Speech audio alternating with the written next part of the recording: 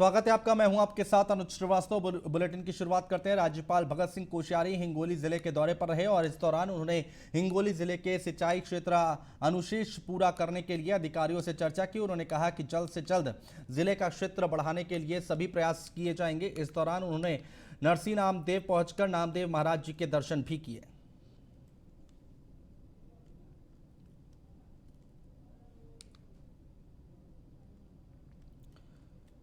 तस्वीरें हम आपको दिखा रहे हैं। नामदेव महाराज के दर्शन किए हैं राज्यपाल भगत सिंह कोश्यारी ने। हिंगोली जिले के दौरे पर रहे वो, और इस दौरान उन्होंने हिंगोली जिले के सिंचाई क्षेत्र अनुशेष पूरा करने के लिए अधिकारियों से चर्चा की है। उन्होंने कहा है कि जल्द से जल्द जिले का क्षेत्र बढ़ाने के लिए सभी प्रयास किए जाएंगे। इस दौरान उन्होंने नरसी नामदेव पहुंचकर नामदेव महाराज जी के दर्शन भी किए हैं। तस्वीरें हम आपको दिखा रहे हैं। तस्वीरों में आप राज्यपाल भगत सिंह कोश्यारी को देख पा रहे हैं।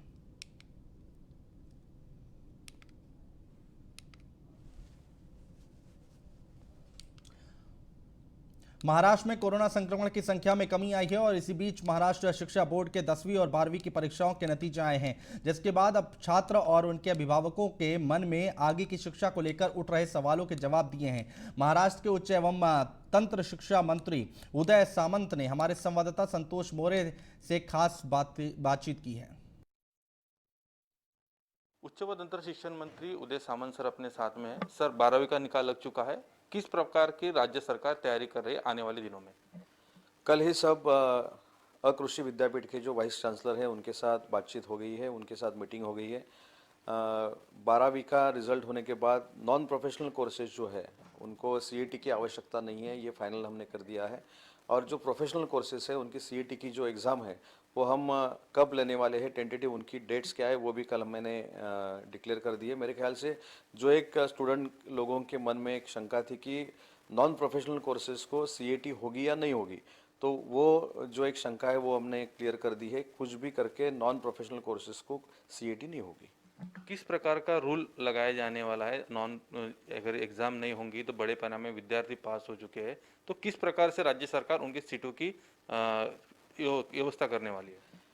एक तो ऐसा है कि नॉन प्रोफेशनल कोर्स को कभी भी सीईटी नहीं थी, लेकिन 10वीं के बाद जो सीईटी का एक पैटर्न आगे आया है उसके बावजूद 12th के बाद सीईटी की एग्ज़ाम होगी या नहीं होगी, ये शंका स्टूडेंट और उनके पेरेंट्स के मन में थी, वो हमने क्लियर कर दी है। मुंबई से कैमरामैन गौरव के साथ Santosh More, news on India, Mumbai. और मनसे प्रमुख राज ठाकरे से शुक्रवार को बीजेपी नेता और प्रदेश अध्यक्ष चंद्रकांत पाटिल ने उनके घर कृष्ण कुंज जाकर मुलाकात की है। मुलाकात के बाद चंद्रकांत पाटिल ने कहा है कि मेरी राज ठाकरे से मुलाकात हुई, उन्होंने मुझे चाय पर घर बुलाया था। इस दौरान हमारी राजनीतिक बातें भी हुई हैं, लेकिन गठबंधन को लेकर कोई चर्चा नहीं हुई है। हमारे जो मुद्दे थे हमने रखे। राज ठाकरे ने कहा है कि उत्तर प्रदेश के 80% लोगों को वहां नौकरी मिलनी चाहिए, ये मेरी भूमिका है।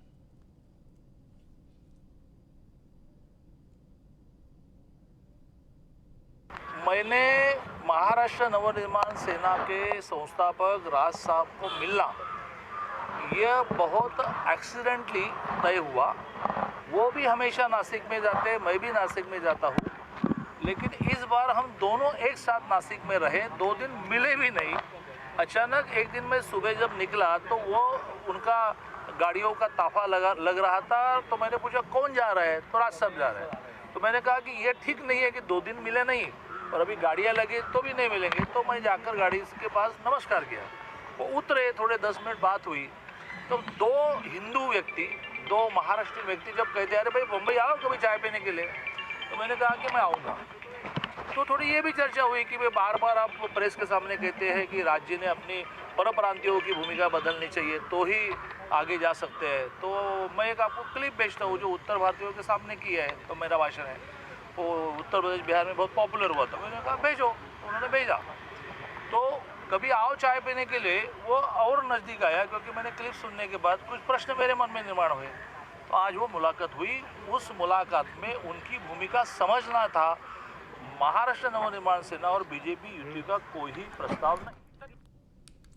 महाराष्ट्र सरकार के कैबिनेट मंत्री और एनसीपी प्रवक्ता नवाब मलिक ने आरोप लगाया है कि कोरोना के वक्त बीजेपी जानबूझकर धार्मिक स्थलों को खोलने की बात कर राजनीति कर रही है, जो सही नहीं है। उन्होंने कहा कि सरकार कोरोना के समय में सब कुछ देखकर ही खोल रही है और फिर मंदिर के नाम पर बीजेपी को राजनीति नहीं करनी चाहिए। खुद पीएम मोदी कह रहे हैं कि भीड़ ना जुटने दी जाए, लेकिन अफसोस है कि ये बात उनकी ही पार्टी के कार्यकर्ताओं को समझ में नहीं आ रही है।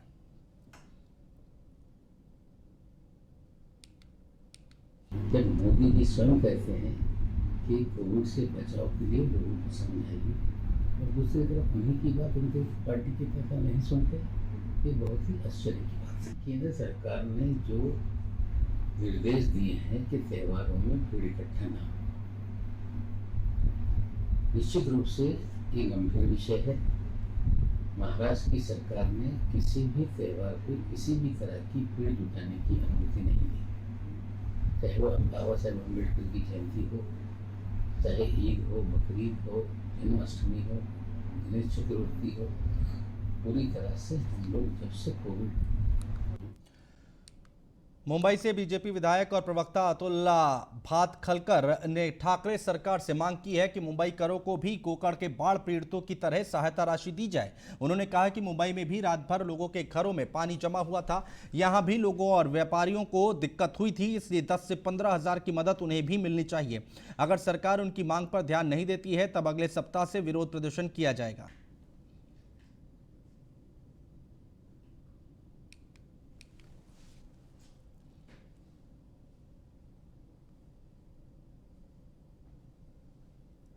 बाढ़ पीड़ितों के लिए महाराष्ट्र सरकार ने 11,500 करोड़ का पैकेज घोषित किया, लेकिन उसमें मुंबई का कहां है?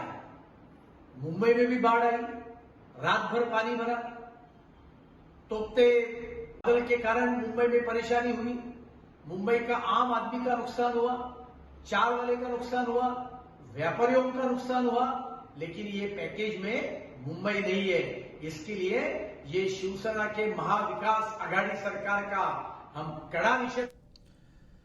ठाणे पुलिस ने मुंबई के पूर्व पुलिस कमिश्नर परमबीर सिंह और 28 अन्य के खिलाफ जबरन वसूली के मामले में लुकआउट नोटिस जारी करने की प्रक्रिया शुरू कर दी है। इससे परमबीर सिंह की मुश्किलें बढ़ सकती हैं। सिंह पर जबरन धन उगाही का रैकेट चलाने समेत कई दूसरे आरोप हैं। एंटीलिया केस में आरोपी सचिन वाजे का समर्थन करने के आरोप में सिंह को अप्रैल में मुंबई पुलिस कमिश्नर पद से हटाकर होमगार्ड का डीजी बना दिया गया था। ठाणे नगर पुलिस स्टेशन में दर्ज की गई इस एफआईआर में परमबीर सिंह के अलावा रिटायर्ड एनकाउंटर स्पेशलिस्ट पुलिस अफसर Pradeep Sharma, police deputy commissioner Deepak Devraj, assistant police commissioner NT Kadam और इंस्पेक्टर राजकुमार कोटमेरे हैं।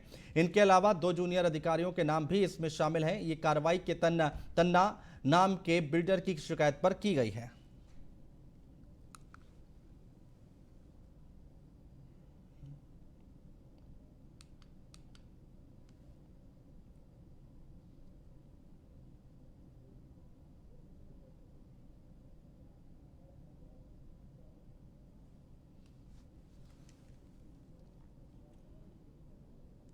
महाराष्ट्र के पूर्व गृह मंत्री अनिल देशमुख की मुश्किलें बढ़ती जा रही हैं। ईडी ने नागपुर में अनिल देशमुख के कॉलेज एनआईटी समेत 2 स्थानों पर छापेमारी की है। आपको बता दें कि ईडी की ओर से जांच के लिए देशमुख को 4 बार समन जारी किया गया है, लेकिन एक बार भी देशमुख जांच के लिए हाजिर नहीं हुए।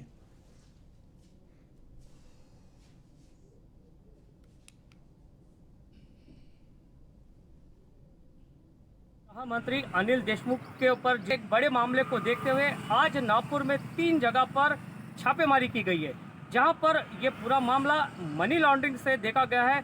वहीं फैक्ट्री स्थित यहां पर 3 जगह पर छापेमारी करते हुए प्रवर्तन निदेशालय और ईडी के संयुक्त टीम ने यहां पर छापेमारी की है। अनिल देशमुख, जिस तरह से देखा जा रहा है कि आने वाले समय में अनिल देशमुख की मुश्किलें और भी बढ़ने वाली है और अनिल देशमुख इस कार्रवाई से कब तक के बचेंगे, ये तो देखने वाली बात है। कैमरा पर्सन के साथ मैं शैलेश ढोरे, न्यूज़ ऑन इंडिया, नागपुर। पूर्व गृह मंत्री अनिल देशमुख के खिलाफ जांच कर रही सीबीआई को राज्य सरकार से सहयोग नहीं मिल रहा है। अधिकारियों को राज्य पुलिस संबंधित दस्तावेज नहीं दे रही है। हाईकोर्ट ने राज्य सरकार को नोटिस जारी कर राज्य के गृह विभाग के अतिरिक्त मुख्य सचिव को मामले में पक्षकार बनाने का निर्देश सीबीआई को दिया है। न्यायमूर्ति एस शिंदे और न्यायमूर्ति NJ जामदार की पीठ ने सरकार के वकील से कहा है कि इस तरह से सीबीआई के अधिकारी को धमकी देना ठीक नहीं है। पीठ ने राज्य सरकार से कहा है कि वो सुनिश्चित करें कि इस अदालत के निर्देश और पहले दिए गए आदेशों का पालन हो।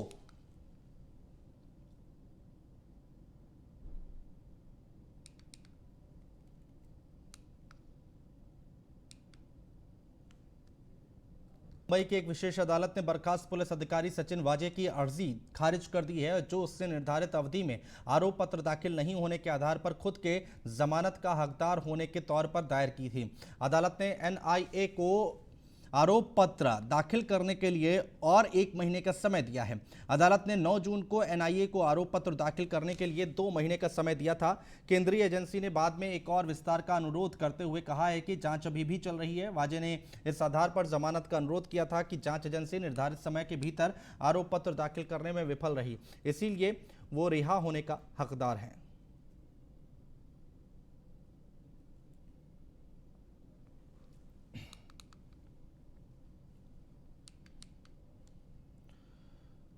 मुंबई में कोरोना का असर कम होने के साथ साथ अपराधियों में पुलिस का डर भी कम होता जा रहा है और पिछले साल की अपेक्षा इस साल अपराध में बढ़ोतरी दर्ज की गई है। इस साल करीब करीब सभी तरह के अपराधों में वृद्धि दिखी है और इसके पीछे बेरोजगारी भी एक कारण है, जिसके चलते शहर में अपराध दर में वृद्धि हुई है। आंकड़ों के अनुसार इस साल यानी 2021 में 30 जून तक शहर में कुल 43,372 मामले दर्ज किए गए हैं, जबकि पिछले साल इसी अवधि के दरमियान 24,847 मामले दर्ज किए गए थे।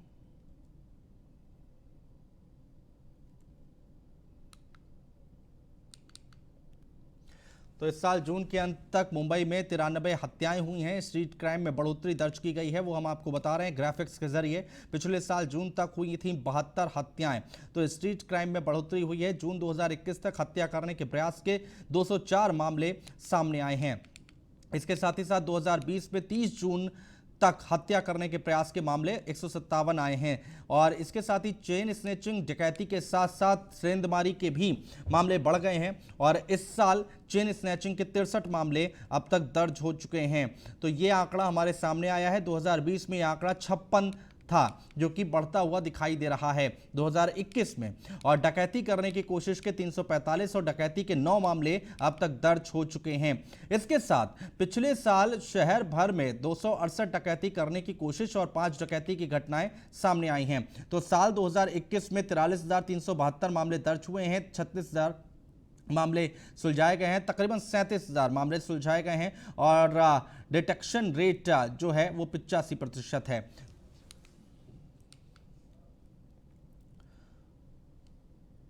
मुंबई के जुहू बीच पर लगभग 5 से 8 किलोमीटर तक समुद्री किनारे पर पानी में तेल बहते हुए किनारे तक आ गया है, जिसकी वजह से समुद्र किनारे की तकरीबन 3 किलोमीटर की रेत काली हो गई है।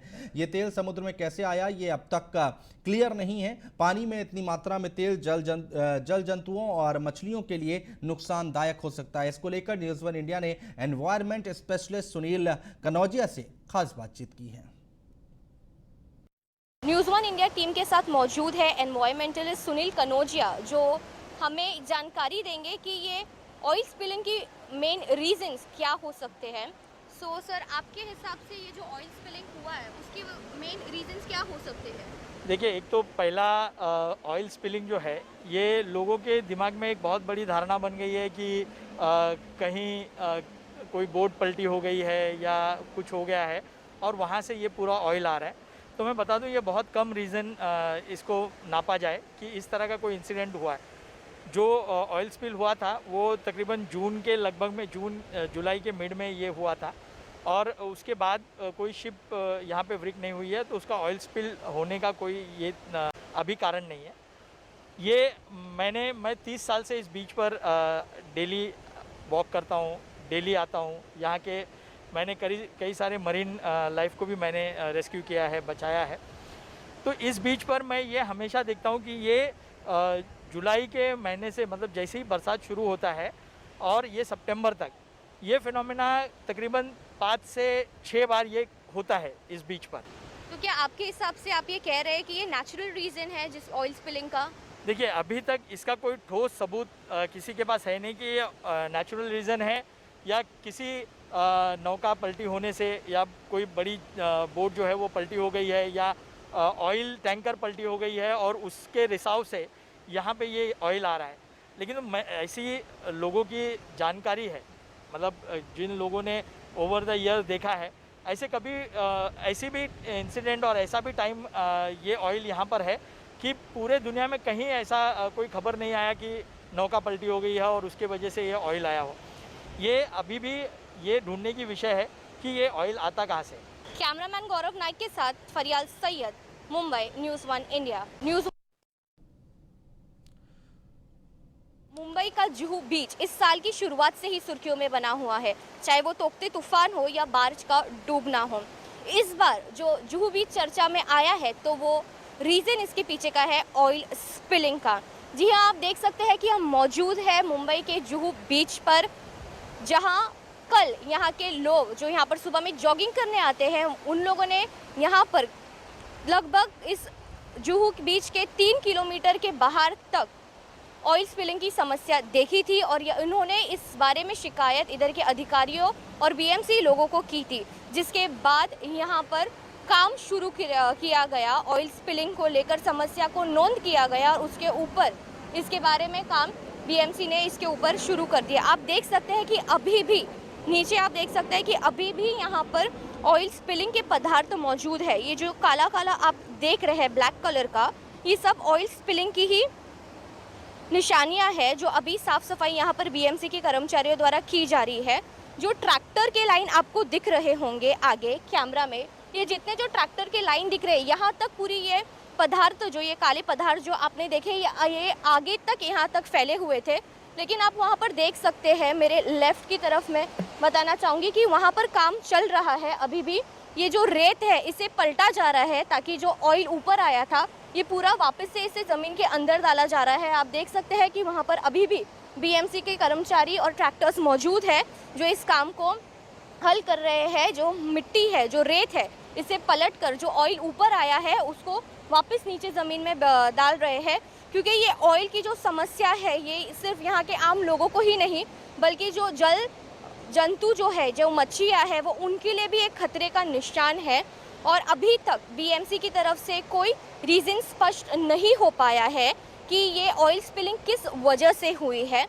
अभी भी आज किशोरी पेडनेकर, मुंबई की जो मेयर है, उन्होंने ये स्पष्ट किया है कि एक आला दर्जे के अधिकारी को इसके लिए नियुक्त किया जाएगा। ऑयल स्पिलिंग की रीज़न पता करने के लिए स्पेशली उनको एक नियुक्त किया जाएगा ताकि उसके ऊपर जांच करे और उसके बाद में फैसला लिया जाएगा कि रीज़न इसका क्या है ऑयल स्पिलिंग का। कैमरामैन गौरव नाइक के साथ सहयोगी पंकज तिवारी के साथ फरियाल सैयद, मुंबई, न्यूज़ 1। कोरोना की तीसरी लहर की आशंका के बीच 10 सितंबर से गणेशोत्सव शुरू हो रहा है और इसे लेकर मुंबई करो समेत बीएमसी ने भी तैयारियां शुरू कर दी हैं। बीएमसी के उपायुक्त हर्षद काले ने कहा है कि गणेशोत्सव में भीड़ पर लगाम के लिए गणपति आगमन और विसर्जन के दौरान उत्सव मनाने पर पाबंदी रहेगी।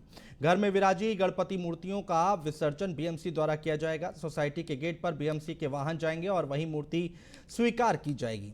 गणेश मूर्तियों के विसर्जन के लिए मुंबई में 170 कृत्रिम तालाब बनाए गए हैं। राज्य सरकार की ओर से जारी आदेश के अनुसार बीएमसी गणेश उत्सव संबंधी गाइडलाइंस तैयार कर रही है। इसे लेकर 10 अगस्त को बीएमसी अधिकारियों और सार्वजनिक गणेश मंडलों के बीच बैठक होगी जिसमें गाइडलाइंस पर चर्चा होगी।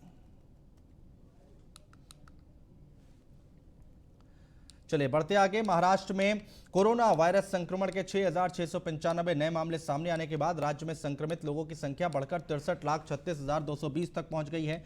वहीं पिछले 24 घंटे में 120 मरीजों की मौत के बाद प्रदेश में मरने वालों की संख्या 1,33,530 हो गई है। पिछले 24 घंटे के दौरान राज्य के कुल 36 जिलों में से 7 जिलों में संक्रमण का एक भी नया मामला सामने नहीं आया है। राज्य में फिलहाल 74,995 एक्टिव मरीज हैं। वहीं प्रदेश में वैक्सीन की 48.93 डोज दी जा चुकी हैं।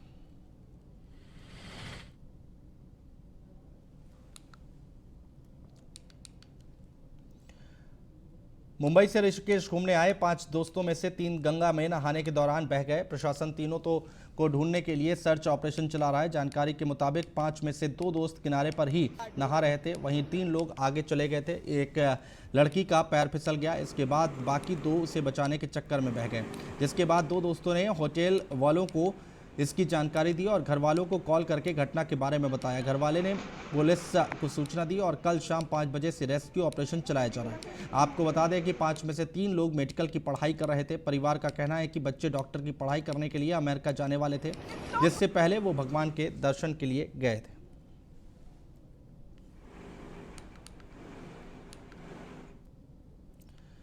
चलिए बढ़ते आगे। रायगढ़ जिले में हुई भारी बारिश ने भारी तबाही मचाई है और महाट तहसील का पूरा तलिया गांव बाढ़ की वजह से पूरी तरह से तबाह हो गया, जिसके बाद ग्रामीणों का पुनर्वास होने तक उन्हें कंटेनमेंट हाउस में अस्थायी तौर पर आश्रय प्रदान किया जाएगा। तालियां गांव में चपेट में आने से 85 लोगों की मौत हो गई थी। रायगढ़ जिला कलेक्टर निधि चौधरी ने जानकारी दी है कि इन घरों में आधुनिक सुविधाएं उपलब्ध हैं और इनमें बिजली और पानी की आपूर्ति भी की जाएगी।